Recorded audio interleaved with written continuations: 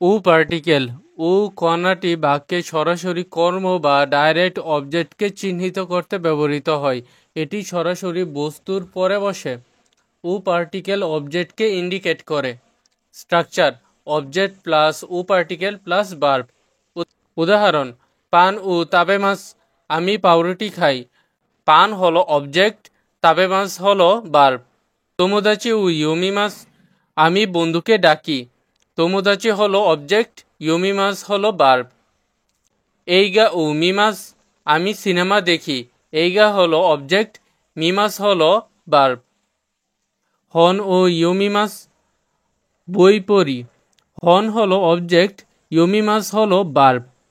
অর্থাৎ পান, তোমোদাচি, এইগা, হনকে ইন্ডিকেট করে উ পার্টিকেল। অর্থাৎ এগুলো হলো অবজেক্ট এবং এগুলোকে ইন্ডিকেট করে উ পার্টিকেল।